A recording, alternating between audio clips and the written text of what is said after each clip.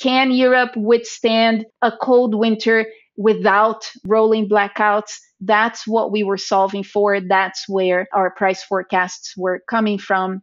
And we think Europe can do it. When we get asked, well, are we going to need to see rationing in Europe to get through it? It's not in our base case. It's not something we see as necessary under average temperatures. The risk is the balance is the result of a lot of moving parts, right? Right now, for example, LNG imports play a massive role in helping storage go where it needs to go. So if LNG starts to disappoint, that puts the burden of adjustment much more so on demand destruction. And if that demand elasticity isn't there, then you're in trouble. And that's when rationing becomes more of a risk. Welcome to Smarter Markets, a weekly podcast featuring the icons and entrepreneurs of technology, commodities and finance, ranting on the inadequacies of our systems and riffing on ideas for how to solve them. Together, we examine the questions: are we facing a crisis of information or a crisis of trust? And will building smarter markets be the antidote? Welcome to Winter is Coming on Smarter Markets. I'm Dave Greely, Chief Economist at Abex Technologies. Our guest today is Samantha Dart, Head of Natural Gas Research at Goldman Sachs. Sam will lead off our series discussing the outlook for natural gas and LNG this winter and beyond in the face of all that has happened and is happening in Europe. Hello, Sam. Welcome to Smarter Markets. Yeah, hey, Dave. It's great to have you. Well, it's so great to have you here to talk with today because, there's so much to discuss. And honestly, I don't know where to begin. What are the words to describe the level of natural gas prices that we have seen in Europe? They've recently backed off, but it's been over 315 euros per megawatt hour. For, those of us not in Europe, that's over $90 in MMBTU, right? So the US is around 9. So 10 times what we're paying in the US. And on the equivalent basis to a barrel of oil, that's like well over $500 a barrel. I mean, it's really astonishing. I've never seen anything like it. And, it has potentially devastating consequences for people in Europe and around the world over the course of the coming winter. So I was hoping, you could kick us off by helping us understand, the severity of the shortfall of natural gas in Europe that's helping to drive these prices. And is this simply the decline in Russian supplies following the invasion of Ukraine? Or what else is going on? Yeah, so, it's interesting to remember that the drop in Russian supplies to the region, it started before the war. It started in late fall last year. And at the time, it felt like something transient that maybe if Nord Stream 2 was approved, they would, bring back volumes. But of course, once the war started, Nord Stream 2 moved off the table and those cuts became really permanent. And at that time, for Gazprom, it made a lot of sense, even just economically, because the cuts that they had in volume were way compensated for the increase in prices. Right. So economically it made sense. Politically, it made sense for them. And things just got worse and worse supply wise after that. And it matters because, for those who don't follow natural gas markets closely, right? This is a fuel primarily used for heating in the winter in the Northern Hemisphere. So even though we're still in summer, the whole market is focused on building enough storage so that you have enough to draw down from in winter when demand is incredibly high. So that's what keeps prices high, not just during winter times, but right now. In fact, I would expect the highest point in prices to be right now in summer when you need to get the job done. You need to build storage and you have a massive hole in your balance. You have the amount, just to give you a sense of order of magnitude here, the amount of supply that we normally see from Russia in Northwest Europe during the winter is the equivalent of nearly 20% of total winter consumption. Wow. So it's not something that you can just turn to your neighbor and say, hey, can you send me a little bit more via pipeline? You don't have that type of spare capacity. In fact, you don't have spare capacity anywhere. That's part of the problem also. Let's go around, right? Let's look at the UK. The UK gas production has been in slow decline for years. Norway has been flat. I mean, they're investing, but they're investing to prevent declines. Netherlands is in decline. ENI has talked to Algeria about increasing supply, but these are moderate volumes by 2024. And then we turn to LNG. It's also not a market that can deliver additional capacity overnight. These are projects that take years to get built.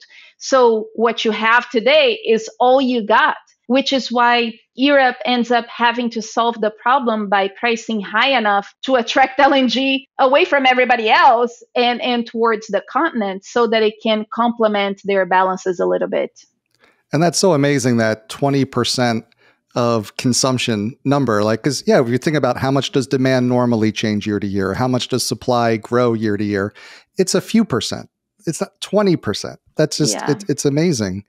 And one thing I love about, from an analyst perspective of looking at the natural gas market is that the margins of adjustment to try to adjust to imbalances are so clear and so visible. Like, right, you see a gas plant turn off and a coal plant turn on, and you can watch all these economic adjustments occur.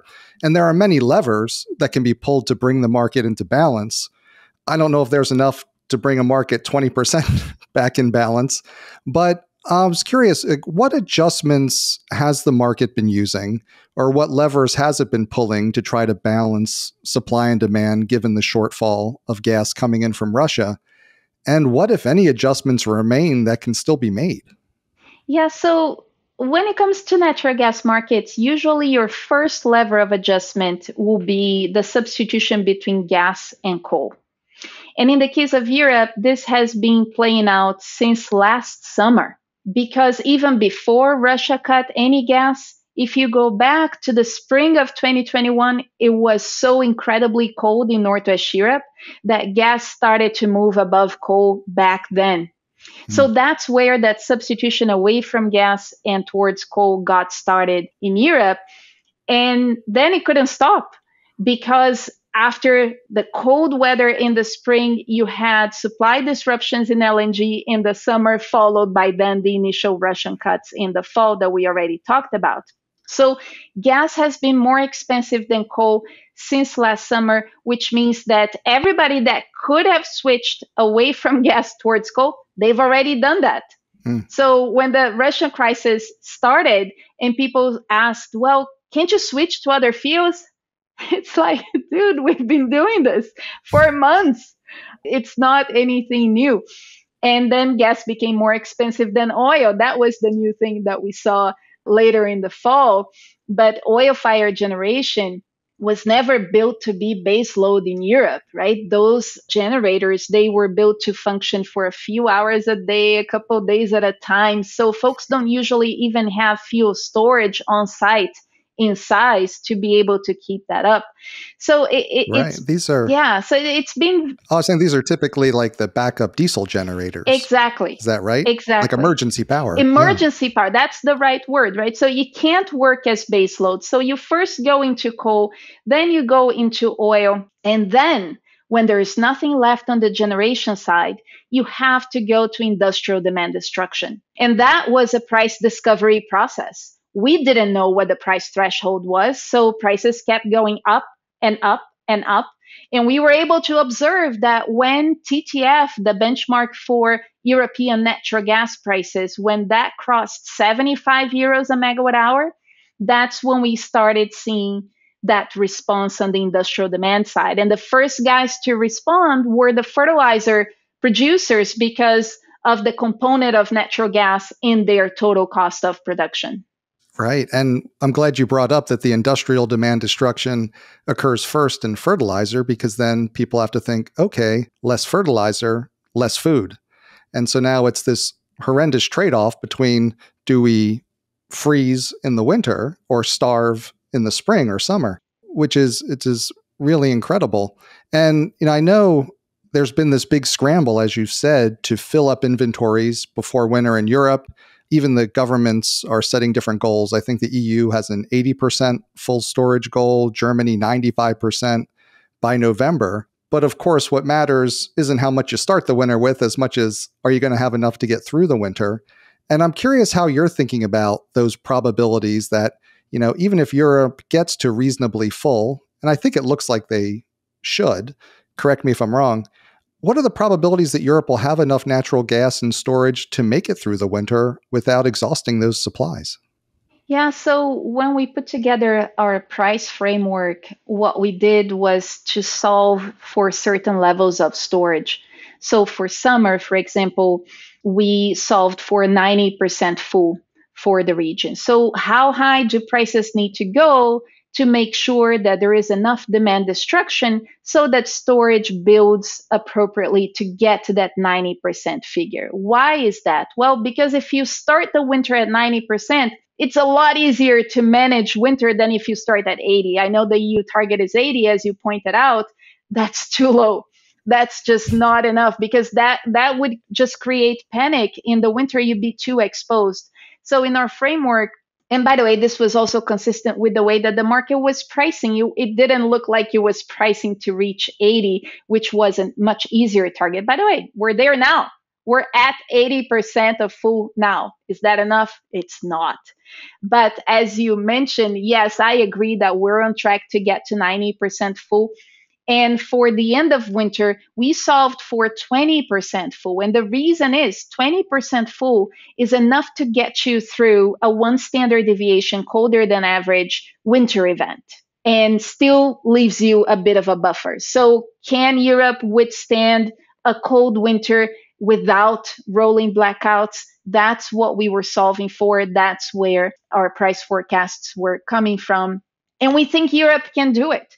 When we get asked, well, are we going to need to see rationing in Europe to get through it? It's not in our base case. It's not something we see as necessary under average temperatures.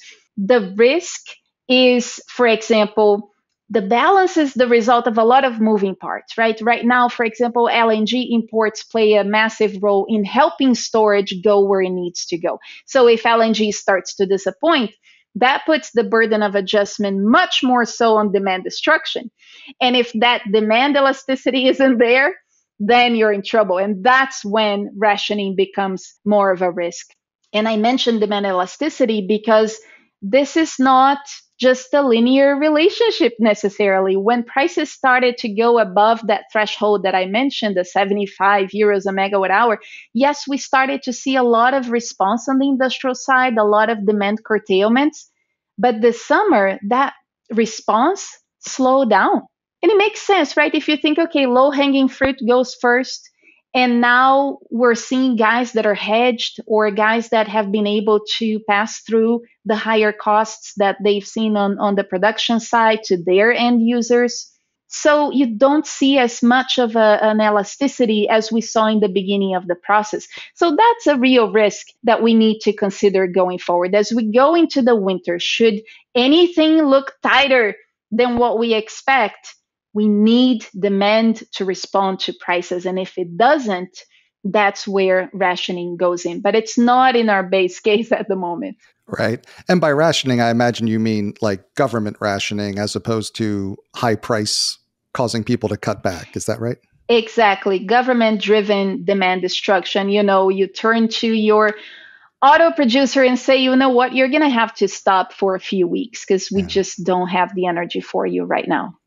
All right. So I want to make sure I heard this correctly. So you were saying that given the levers that have been pulled and are priced to be pulled, probably a one standard deviation colder than normal winter. So a reasonably cold winter, but not an extremely cold winter, you could probably ride out and still be above 20% inventory at the end of the winter. Is that right? And then if it gets colder than that, we'll need to pull more levers. So the 20% is the level of storage that would be high enough for you to draw down from through a cold winter. So you would not end at 20% if you have the colder than average winter. You would end at 20% if you have an average winter. But can that 20% get you through a cold winter and still leave you a buffer? Yes. Okay. Yeah. I'd like a bigger buffer. I'm curious, you talked about on the I imagine a lot of the levers will have to remain pulled. So we should expect to see the coal-fired plants going throughout the winter. We should expect diesel-fired generators running when they can, where they can. And I imagine a cutback on fertilizer production. But the prices we're seeing today, are they inducing even higher forms of demand destruction beyond, the fertilizer plants, which I know are often the first places you see a real demand pullback from the industrial side? Yeah, so the industrial sector is where you probably see the most response to prices because they buy in the wholesale market, they get the impact directly. But residential users will still suffer from it, right? Not as directly as industrial consumers, but you have a massive pass through of the cost. The UK government just announced that they were raising the cap of energy costs for end users. So energy bills are going to be a lot higher than in the past. And yes, this is likely to generate a response as well. With heating demand, it's not something that we get to test versus prices because, again, prices were never this high to cause a reaction like that. Whenever you model heating demand for natural gas, you can explain pretty much all of it with weather. So, this response to price is something that we're going to discover, especially over the winter months. But we've already observed that in the shoulder months, so since late March, March is not that cold in Northwest Europe compared to North America. So since March, we started to see weather adjusted residential demand showing up lower than what we would have expected. So you're already seeing to some extent that response on the residential demand side as well. And this will certainly help through winter. Yeah. And I think much like we're accustomed to when the price of gasoline goes up at the pump and, people need to get the gas, they need to get their car, need to get to work, and then they have to take that spending out of other items. I imagine we'll see that even more so over the course of the winter because people need to heat their homes. That's the first bill you pay. And then after that, it'll have that ripple through effect.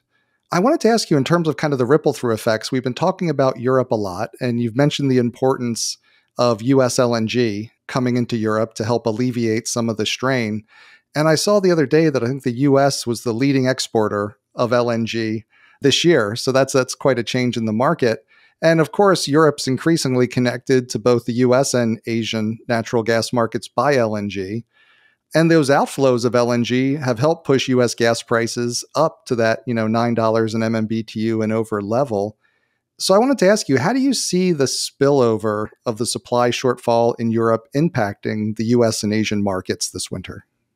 When it comes to the US, I would say that the link shows up a lot more in the medium to long term than near term. And the reason is when you look at how much gas the US can send Europe, it's limited by existing liquefaction capacity, right? You can't just go to a port, oh, let me just put this into a regular tanker and send it out. You really have to liquefy that natural gas, put it in a specialized tanker, and send it over. So you can only do as much as your liquefaction capacity, and you cannot build it overnight. The fastest you can do a decent sized train is 2.5 years, as we've seen in the market in recent years. So this is not something that can change in the very near term. And because the variable cost of production of LNG is so low, these guys are already producing and exporting everything that they can. So European gas prices can be at $15 an MMBTU or 35 or 55 or 90, as you pointed out, and the US is going to export exactly the same. It's in the money to go, and it goes.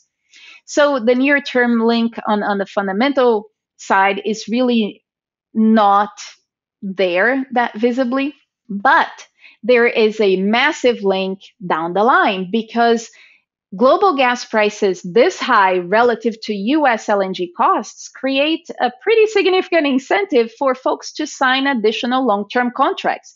Hey, instead of being exposed to this high European gas price, I'm going to sign a contract with a US facility and pay much lower prices for the next 15, 20 years. And this is exactly what we've seen. Global gas prices are so high that the number of long-term contracts being signed, and to be fair, not just with US facilities, but with other facilities around the world, contracts keep popping up and popping up and popping up. That's what these incentives end up generating. So the result of that is that down the line, we're going to see more of these liquefaction facilities reaching financing and getting built and showing up. So your natural gas demand in the US over time will grow more and more and more, to the point where I would say today, the main driver of natural gas demand growth in the US has become LNG export capacity. That's it. Like, it's no longer a generation. It's about LNG. And when we're thinking about how to think about prices, be it in the near term or longer term, what we have in the back of our minds is always, okay, how much production is going to be growing versus LNG export capacity. Those two are going to set your price. That's such a hugely important statement. And I love the way you said it, that I'm going to get it wrong, but you said the main source of demand growth in the United States is going to be LNG.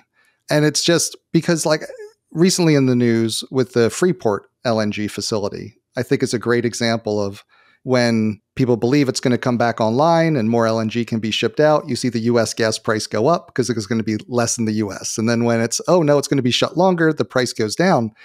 And I think psychologically, the US isn't used to living in a global gas market. And, we've had a whole lot of gas coming out of the shale revolution for years, and people have gotten used to like low natural gas prices. And I'm sure there's feelings of solidarity with the people in Europe. But to be honest, I think the US consumers would be in shock to realize that, if we had to compete and there were unlimited facilities to move US gas to Europe, we might not be pricing 90, but we'd be pricing well above 9. Well, but that's not necessarily the case, right? Because again, it goes back to how much LNG export capacity grows in the US relative to production. You can add another 12 BCF a day of export capacity, which is what we expect to see before the end of the decade out of the US. But if you grow US natural gas production by 13, you're fine, right? So Right. It's not just one side. And we do get asked that a lot. Is the US just going to price as a net back to the rest of the world? And I think the answer is no, not on a sustainable basis, because the US has a functioning supply curve. It has the resource to develop, whereas Europe really doesn't. Europe is vulnerable to whatever global LNG supply is doing. Even right now, when we look at the crisis that the region is going through and we look ahead to 2023, the picture doesn't change very much. In 24, it doesn't change very much. It does change from 2025 in our view, because there is a lot of new liquefaction capacity globally coming on.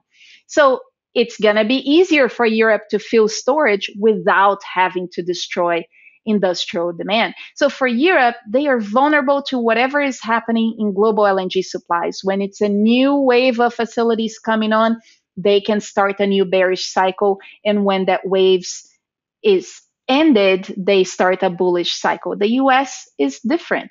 It has a supply curve. It can develop resources. The question is, at what cost? And it's a relevant question, right? Because if we go back to the days of 2018, 2019, Appalachia used to be the single biggest contributor of US natural gas production growth. And Appalachia is bottlenecked. So that is over. So you need to go to the next best guy. You go to the next lowest marginal cost of production. At the moment, that would be core Haynesville. But if you, again, look ahead and think of, oh, we're going to get another 12 BCF a day of LNG export capacity. Can core Haynesville deliver that? Probably not. So you're going to have to go a little bit higher along that supply curve, but you have one. You have resources to develop. So I don't think it's necessarily the case that the US will be sustainably pricing as a net back to the rest of the world. I really want to come back to the point about the investment, both in the US and Europe, because it is so important.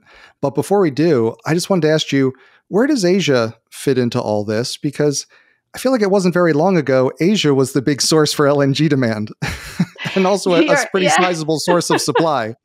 And You're now it's an absolutely right. afterthought. What is going on? So Asia, in a normal year, right, before this European crisis, Asia would routinely represent 70% plus of global LNG consumption.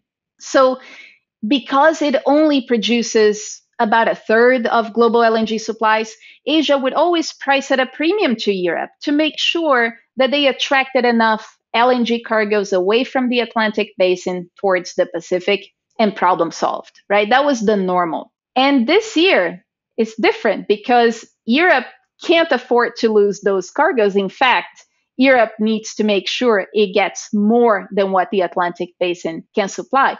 So Europe starting to price above Asia prices.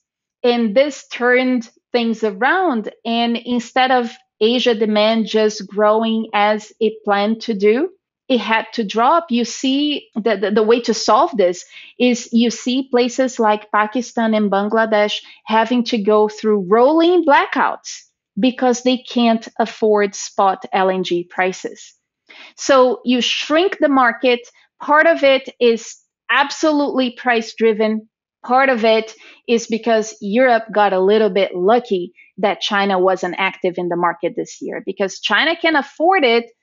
It's almost every year these days that we see the Chinese government instructing their companies make sure you have enough commodity supplies for the winter at whatever cost. They even use this exact expression. So we know China can afford it, but because of the rolling COVID lockdowns they had over the spring, this really slowed down their economic growth this year. And industrial activity is the main driver of natural gas growth in China. It's not generation. Industrial demand for gas is nearly double what generation is over there, and it's what drives growth. So if China economic growth is sluggish, that impacts their LNG demand directly. So because they are not active in the LNG market, this has left a lot of LNG available for Europe. So Europe got a bit lucky there. And there is nothing guaranteeing that this will be the case next year. Yeah, and I'm curious, when do you anticipate the Chinese becoming active again? Because that could be a really big impact, right? If you're trying to wrestle LNG away from China when they're saying pay any price. Do you expect them to be back in the market this winter, or do you think Europe has the gas from the market this winter? Yeah, we had been assuming that Chinese demand for LNG would be back up year on year by this fall, but the drought situation more recently in the Sichuan region changed all that. The electricity availability is so low in the region because they rely a lot on hydro that they're having to shut down industrial activity again. So, what we see in the high frequency data is that the amount of LNG China is bringing in remains exceptionally low, well below last year's levels. And we recently downgraded our expected Chinese LNG imports through the fall. So we raised our European LNG import expectations on the back of that for the fall a little bit. Okay.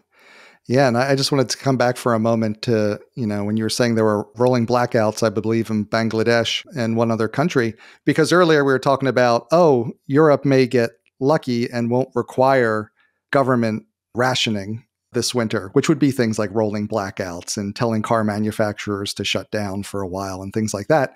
But because of the interconnected global gas market, you are seeing it in some of the poorer countries. And That's I think that's exactly what right. always happens, right? When you get in these energy wrestling matches, when there's just not enough to go around, the rich will make sure they get the supply they need, like China is. And the poor, the market gets balanced on the backs of the poor at some point. That's exactly right. And I guess the way to get around that is investment, which brings us back to the point I wanted to follow up with you earlier. Because, absolutely agree. The U.S. is in a really fortunate position that to some extent we can be have some control of our own gas supply destiny. We have the resources, we have the ability to develop. But, when I look at Europe, and there's been, of course, this scramble to get enough natural gas and inventory for the winter that seems like they've gotten inventories into a good place. And then government policymakers have been encouraging and sometimes even demanding more production, bringing back coal-fired plants, expediting LNG facilities, expediting LNG import facilities to help bring more gas into Europe as well. However, at the same time, many of these policymakers are also seemingly saying that this is only a temporary reprieve for the industry. Like, we want all this energy, we need the gas, we need the coal, we need all the things we were railing against a year ago, and you can do it this year. But, this is all going to go away because we need to get back to focusing on the transition to a low carbon system. And firmly believe we need to transition to a lower carbon system. We need to do it intelligently, and we need to transition effectively so we don't have people, not able to heat their homes in the winter. But I'm curious, from an investment perspective, how are we going to get people to make these multi-year investments that are needed to increase production, to build LNG tankers, to build facilities?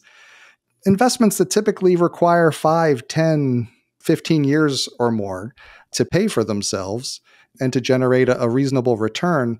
How do you do that if the suspicion is that government policymakers are going to shut you down the moment the crisis seems to have passed? What illustrates this point really well is that even after all that's happened in Europe so far, and it's not over yet, if you talk to European governments or European industrial natural gas buyers and ask them, do you want to sign a long-term contract for LNG with the US? They will hesitate. Well, I don't know. We have the energy transition ahead of us. I don't know that I can commit to 15 to 20 years of gas buying. Can they offer a cheap contract for 6 years? That would be great.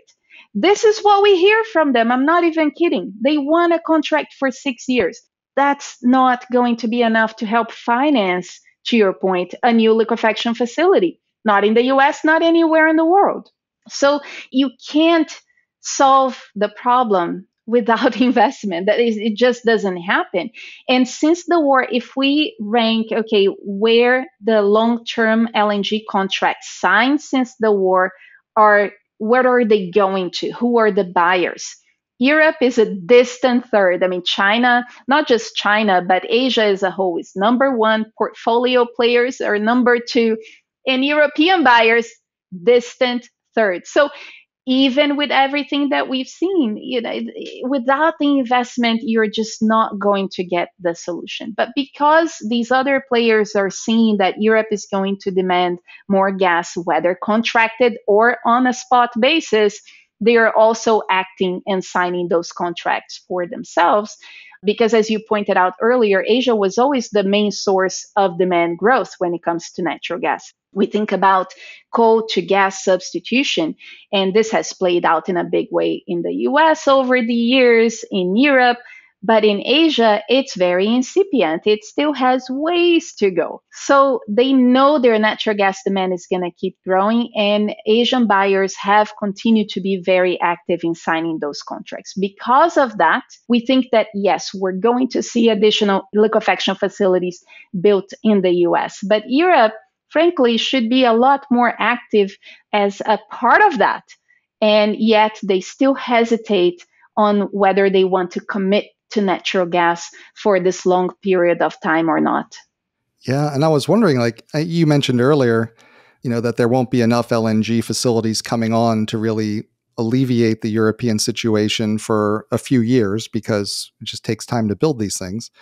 And I'm curious, given some of these impediments to investment, does this mean that like this crisis is going to continue well beyond this winter? Yeah. Short and sweet. Yeah. Oh, it's amazing. And this market really well. And so I'm curious, as all of us are kind of going through the fall, going through the winter, trying to see whether we're going to skate by and get lucky or, whether this could turn really bad. What are you watching? And what should we all be paying attention to this winter to help us understand if the situation's getting better or getting worse? So I would say beyond Russian volumes and weather, right, which are the two obvious ones, I would say storage is the tell-all. It's the summary of everything happening in the market. And we're fortunate to have access to high frequency data on European storage. Everybody can see that. It's publicly available. And that will tell you if storage is at the moment building at the pace that it needs to, and it has been building above average. And during the winter, how quickly it will be drawing relative to average, right? So that's the number one driver that I would say needs to be watched.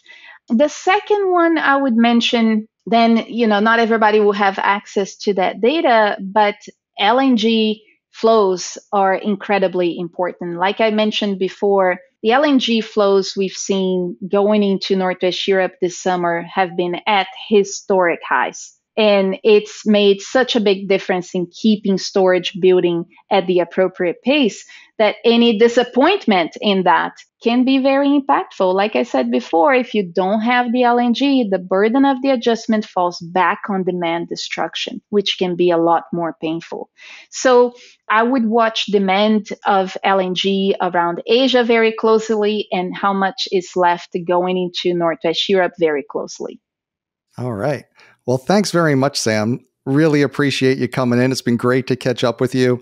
It's going to be a really tough environment, and I hope we'll be able to talk with you again to see how we all get through this winter. Thanks for having me. Yeah, it's a challenging time.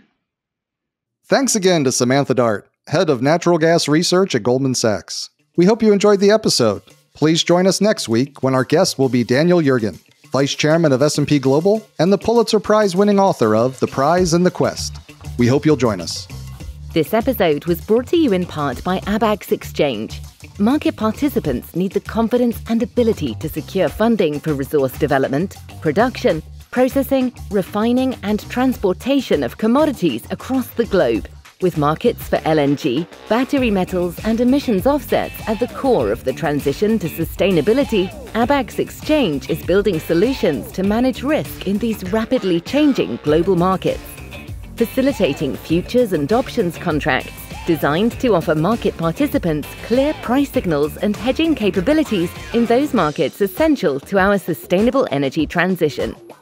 Abax Exchange, bringing you better benchmarks, better technology, and better tools for risk management. That concludes this week's episode of Smarter Markets by Abax. For episode transcripts and additional episode information, including research, editorial, and video content, please visit smartermarkets.media. Please help more people discover the podcast by leaving a review on Apple Podcast, Spotify, YouTube, or your favorite podcast platform. Smarter Markets is presented for informational and entertainment purposes only. The information presented on Smarter Markets should not be construed as investment advice. Always consult a licensed investment professional before making investment decisions. The views and opinions expressed on Smarter Markets are those of the participants and do not necessarily reflect those of the show's hosts or producer. Smarter Markets, its hosts, guests, employees, and producer, Abax Technologies, shall not be held liable for losses resulting from investment decisions based on informational viewpoints presented on Smarter Markets. Thank you for listening, and please join us again next week.